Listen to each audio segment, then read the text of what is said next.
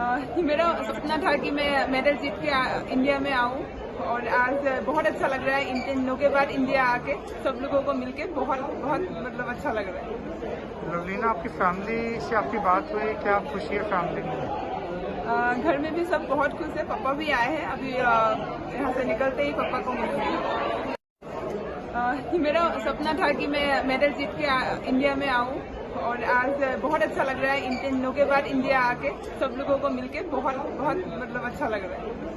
लवलीना, आपकी फैमिली से आपकी बात हुई, क्या खुशी है फैमिली में? घर में भी सब बहुत खुश है। पापा भी आए हैं अभी, यहाँ से निकलते ही पापा को मिलूंगी। मेरा सपना था कि मैं मेडल जीत के इंडिया में आऊँ और आज बहुत अच्छा लग रहा है। इन 3 दिनों के बाद इंडिया आके सब लोगों को मिलके बहुत बहुत मतलब अच्छा लग रहा है। लवलीना, आपकी फैमिली से आपकी बात हुई, क्या खुशी है फैमिली में?